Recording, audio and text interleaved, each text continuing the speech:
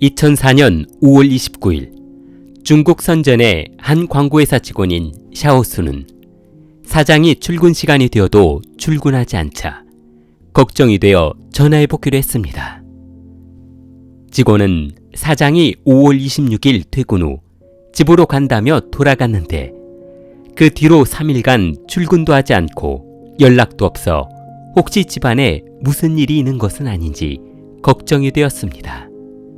잠시 사장 집에 머물고 있다는 당 경리에게 전화를 해봐도 그녀도 전화를 받지 않아 분명 무슨 일이 있는 것이 틀림없다고 생각했습니다. 5월 29일 여직원은 직접 사장의 집 주소로 찾아가 보기로 했는데 사장님? 여직원은 사장의 집에서 아무런 인기척이 없자 관리실로가 사정을 이야기하고 경비원과 같이 가보기로 했습니다. 그럼 일단 같이 한번 가보시죠. 하긴 요즘 그 댁 사모님도 통 안 보이시긴 하더라고요. 부탁드려요.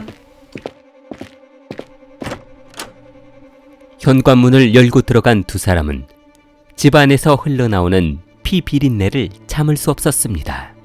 경비원은 곧바로 경찰에 신고했고 잠시 후 도착한 경찰은 집안의 사망해 있는 고인들의 신원을 확인했는데 집안에는 50대로 보이는 남성 한 명과 20대 후반으로 보이는 젊은 여성 그리고 10대 후반쯤 되어 보이는 어린 여성이 사망해 있었습니다. 그리고 아주 어린 자녀도 그 옆에 누워 있었는데 경찰은 이웃 주민들에게 최근에 고인들을 찾아온 사람이 있었는지 알아보기로 했습니다. 그분들은 아파트 주민들하고 잘 어울리지도 않고 그냥 집안에서 생활하시는 분들이지 이 싸돌아다니고 그런 분들이 아니에요. 그러고 보니까 그 댁 사모님이 우리 친이라는 여성분하고 같이 다니면서 마작을 하고 다니시는 것 같은데요.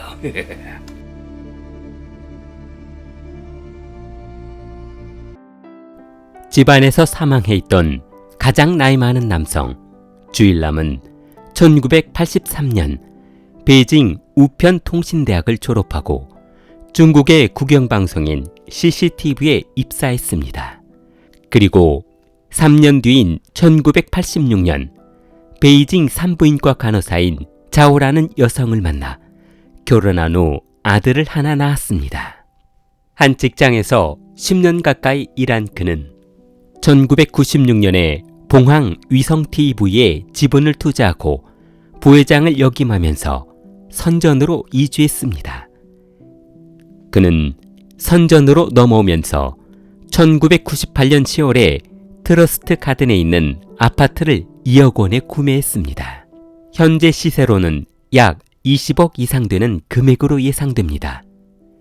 그리고 사망한 사람 중 28세인 싱치에는 1976년 쓰촨성 메이산시 홍야현에서 태어났습니다. 그녀는 17세 나이에 집을 나와 베이징의 한 클럽에서 일하며 생계를 유지하고 있었습니다.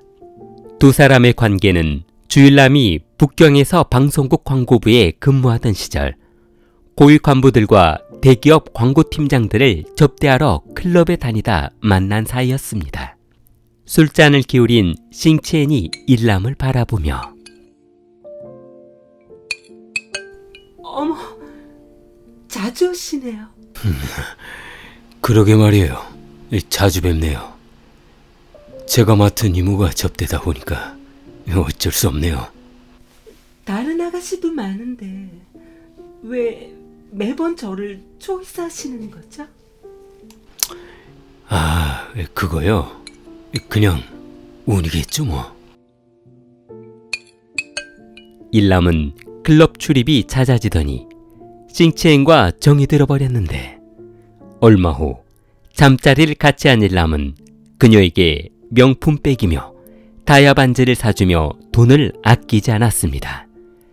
그러나 달콤한 사랑도 잠시 일남의 아내가 사실을 알게 되면서 일남은 아내와 이혼하고 말았고 그녀는 클럽을 떠나야만 했습니다.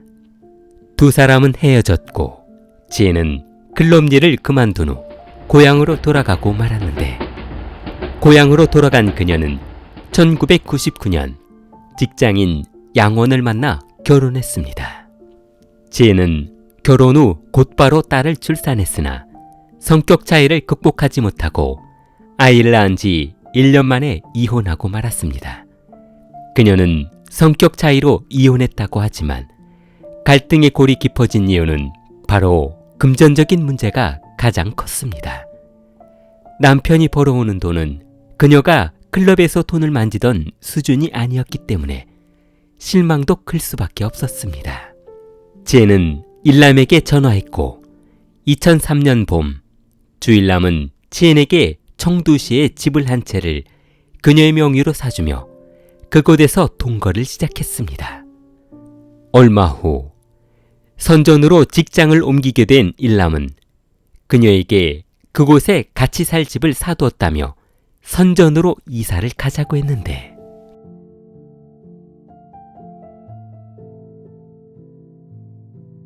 (2004년 4월) 선전으로 이사한 지혜는 남편 주일남이 출근하고 나면 마땅히 할 일이 없어 인근 마작방에서 시간을 때우고 있었는데 그녀는 그곳에서 동생을 사귀게 되었습니다. 언니, 여기 마작방 자주 쉬나 보다. 네, 남편 출근하고 나면 별로 할 일이 없어서요.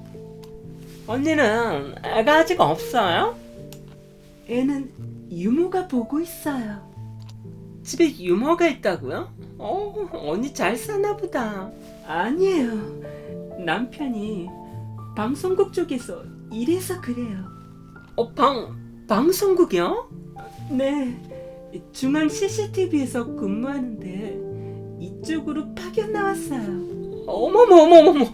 나 언니하고 친하게 지내할까봐. 다음 딸을 유모한테 맡기고 마작방으로 들어가자 미리 도착해서 기다리고 있던 우원천이 그녀의 팔을 낚아채며 언니 이쪽으로 앉아. 고마워. 그런데 여기는 자주 오나 봐. 전업주부야? 언니, 내가 원래는 유명한 바에 들어가려고 했거든. 그런데? 아니, 면접을 보러 갔더니 이것들 내 얼굴을 보더니 대놓고 그 쌍판으로 손님 쫓으려는 거야. 언니 같은 기분이 나쁘겠어 안 나쁘겠어? 어머, 얼굴 공격하는 건 너무했다. 감정 상하게. 그렇지? 누구라도 기분 나쁘지. 그래서 남자친구랑 그냥 조그만 마작방 차려버렸지 뭐야. 근데 언니 남편분은 직급이 어떻게 되셔? 얼마 전에 아는 분하고 지분 나눠서 광고회사를 차렸는데 그 회사 부사장으로 자리를 옮겼어. 엄마야. 내 인생에 이런 럭셔리한 집안하고 인연이 될 줄이야. 언니, 앞으로 뭐 필요한 거 있으면 다 말해. 저 나이 어려요. 나이가 몇인데요? 원천은 지혜 나이를 듣더니 자신보다 4살이나 어린 여자가 어쩜 저렇게 행복하게 사는지 알 수 없었습니다. 얼굴도 예쁘고 몸매도 날씬한 건 알겠는데 도대체 무엇이 문제여서 자신은 건달 남편을 만나 도박장이나 개설하며 이곳저곳을 전전긍긍하며 다니고 사는지 신세를 한탄하기 시작했습니다. 언니도 참 나보다 예쁘고 돈 많으면 다 언니지 뭐. 마작방에서 시간을 때우고 남편이 돌아올 시간이 되었다며 자리에서 일어선 지혜는 언니, 저 이만 가볼게요. 벌써 가냐고? 원천은 집에 돌아가려는 치엔을 배웅하기 위해 마작방을 나왔는데 그때 치엔이 벤츠 승용차 리모컨을 눌러 문을 열자 어머머머머머. 언니, 저 언니 차야? 멋지다. 그럼 내일 또 올게요. 치엔이 고급 승용차를 타고 돌아가자 자신의 인생이 더 비참해지기 시작한 그녀는 몇 년째 생활비조차 주지 않는 남편에게 전화를 했는데 너는 집구석에 안 들어오고 또 어디 가서 뭐 하고 다니는 거니? 아이, 왜 자소린데? 누구는 남편 잘 만나서 고급차 타고 다니고 명품백 들고 다니는데 나는 이게 뭐냐고.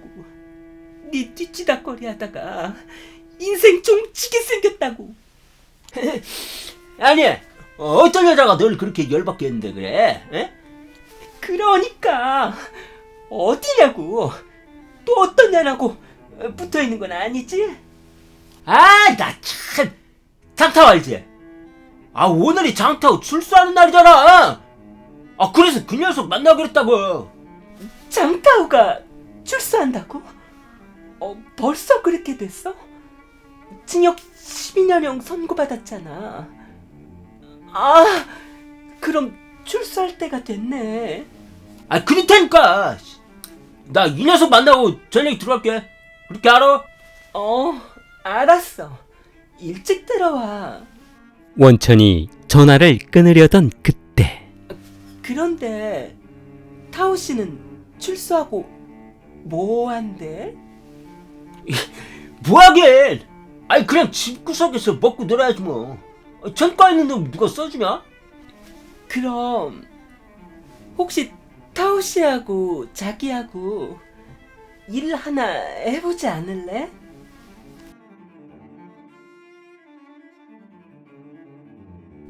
(2004년 5월) 어느 날 언니 다름이 아니라 오늘 마작방이 쉬는 날이거든? 그래서 언니 집에서 간단하게 한 게임 하면 어때? 어머머. 그렇지 않아도 할 일이 없었는데 잘 됐다 얘. 그런데 짝이 안 맞잖아. 우리 둘이? 이 나머지 사람은 나하고 친하게 지내는 오빠들 데리고 갈게. 상관없지? 그럼 우리 사이에 뭐. 원천은 남자친구 루어준과 이제 막 출소한 그의 친구 타오 그리고 전과 육범에 징역 5년 6개월을 살다 2001년에 출소한 후강 29세를 불러 치엔의 집에 들어갔습니다. 잘 들어? 오늘은 그냥 마장만 하고 집 구조가 어떻게 되어 있는지 잘 살펴. 그리고 귀정품이 어디 있는지도 확실히 알아놓고. 알았지? 야! 코만 파지 말고 진짜 알아들으냐고! 아이, 알았어. 누구세요? 어머, 어서와. 친구분들이신가 보다. 처음 뵙겠습니다. 루어준과 일행은 치엔의 집에 들어온 후 최고급 장식품들을 보며 혀를 내둘렀습니다. 이야. 마작이 끝나고 집으로 돌아오는 길에 원천은 루어준과 일당에게 곧 날짜를 잡을 테니 그때 작업을 시작하자며 헤어졌습니다. 2004년 5월 26일 오후 자기 있잖아. 시장에서 먹을 걸 좀 샀는데 도저히 혼자 먹을 수가 없겠는 거야. 내가 오빠들한테 갖다 주라고 할 테니까 그런 줄 알아? 어머, 언니 어떡하지? 나 우리 딸 데리고 병원 다녀와야 하는데. 그럼 내가 유무한테 말해 놓을 테니까 도착하면 말해.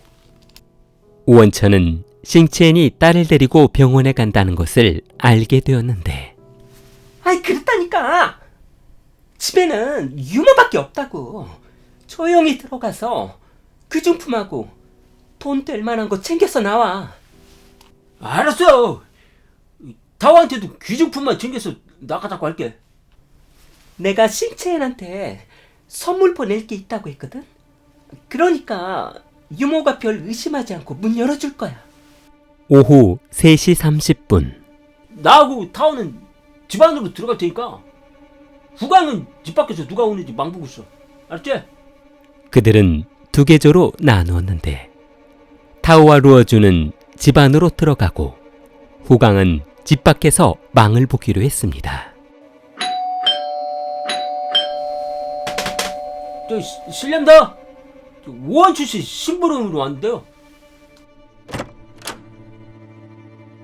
유모가 현관문을 열어주자 장타오는 그녀의 목에 칼을 대고 테이프로 입을 붙여버렸습니다.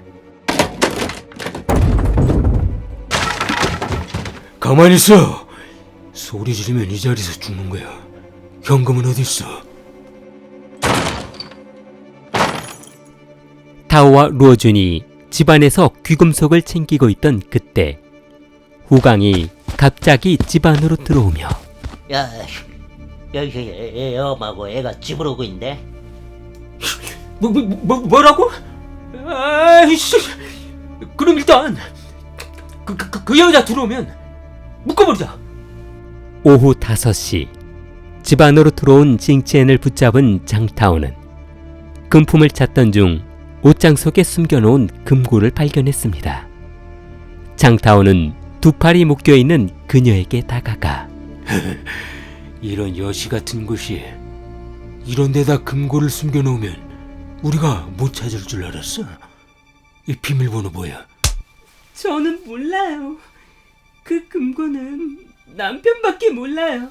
아이씨, 그럼 이거 남편 놈 올 때까지 기다려야 하는 거 아니야?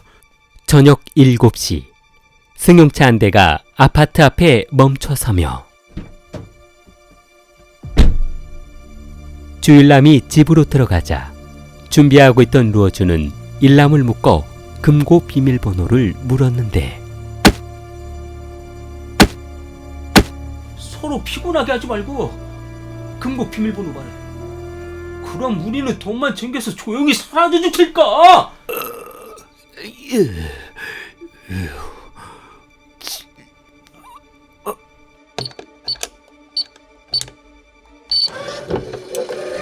잠시 후 금고문이 열리고 그 안에 있던 각종 카드를 꺼내며 아이씨, 이것도 뭐야? 무슨 카드만 잔뜩 들어있어. 야! 이거 비밀번호 뭐야? 그런데 당신들 누군데 우리한테 이러는 겁니까? 누구긴. 네 옆에 내가 사람 잘못 들여서 그런 거지 뭐. 네가 이렇게 된 건 네 와이프 탓이나 하시고 이 비밀번호는 이거 맞는 거지? 루어주는 일남이 알려준 비밀번호를 적어 후광에게 건네주며 은행에 가서 돈을 찾아오자고 했습니다. 두 사람은 은행에 돈을 찾으러 가기로 하고 집안에는 장타오가 남아있다가 돈을 확인하면 풀어주기로 했습니다. 현금 지급기에서 잔액을 확인한 후광은 10억이 넘는 돈이 들어있다는 것을 알게 되자 야! 장타오!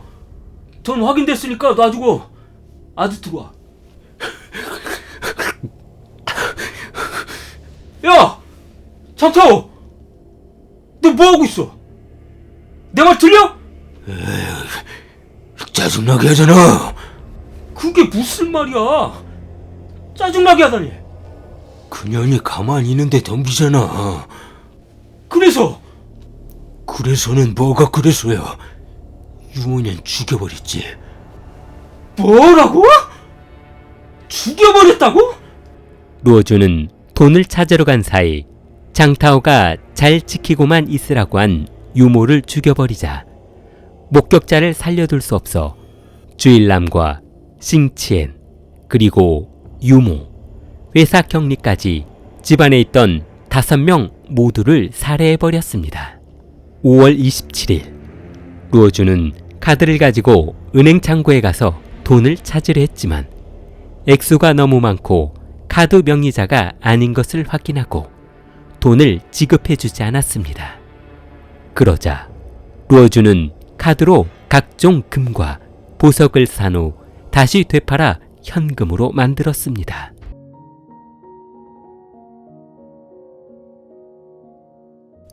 주일남이 사망하자 수십억에 달하는 트러스트 아파트와 청두의 아파트, 그리고 그가 가지고 있던 방송국 지분, 고급 승용차의 유산 상속을 두고 복잡하게 되었습니다.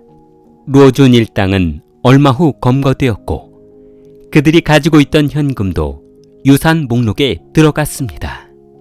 싱치엔도 사망하고 주일남도 사망했으며 싱치엔의 딸도 사망하자 유산을 상속받을 사람은 싱치엔의 부모밖에 남지 않게 되었습니다. 주일남의 부모는 두 사람이 결혼 전 모두 세상을 떠났기 때문에 유산 상속 대상에 포함되지 않았습니다. 딸이 중학교를 중퇴한 후 단 한 번도 딸을 찾아보거나 연락하지 않았던 싱치엔의 아버지는 딸이 사망하게 되면서 뜻하지 않은 사유의 유산을 상속받게 되어 미칠 듯이 기뻤습니다. 그러나 상속 대상자를 조사하던 법원은 싱치엔의 아버지가 접수한 유산 상속 서류를 보더니 접수를 반려했습니다. 싱치엔과 주일남의 혼인 관계가 불확실하다며 증명할 만한 증거가 필요하다고 했습니다. 그러자 그녀의 아버지는 어머니가 알려준 청두에 있는 딸 집을 방문해 결혼증명서나 서류상으로 증명할 만한 것이 있는지 찾아보기로 했습니다. 그리고 얼마 후 옷장에서 결혼증명서를 찾아내 법원에 제출했습니다. 싱치엔의 아버지는 법적인 서류도 모두 갖추었겠다. 사유의 모든 재산을 상속받을 기대감에 부풀어 있었습니다. 그러던 어느 날 법원으로부터 방문 요청을 받았습니다. 아버님, 저희가 조사한 바로는 아버님이 제출하신 결혼증명서가 홍야현에는 등록되어 있지 않던데요. 아니, 그게 무슨 말씀이세요? 여기 결혼증명서에 발행 1년 번호를 보시면 말이죠. 홍야현 2002-046번으로 나와 있는데 저희가 확인한 바로는 이런 1년 번호는 없습니다.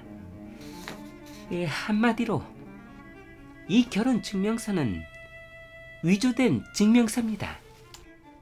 당시 싱치엔의 재촉에 혼인신고를 하겠다고 했던 주일남은 그녀를 안심시키기 위해 돈을 주고 가짜 혼인증명서를 만들어 확인해 주었던 것이었습니다.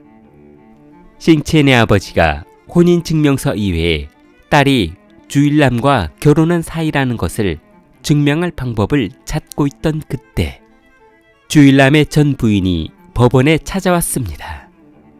그녀는 남편과 이혼한 적도 없고 남편이 이혼을 요구한 적도 없어 10년 넘게 별거 생활을 해왔다고 주장했습니다.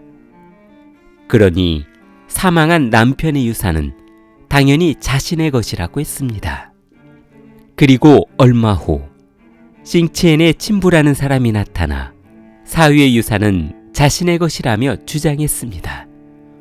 법원에서 재산 상속을 위해 결혼증명서를 제출한 딸의 아버지라는 사람은 아내와 재혼한 남편이지 친부가 아니라며 피 한 방울 섞이지 않은 사람이 어떻게 유산 상속 자격이 있냐며 절대로 그럴 수 없다고 했습니다.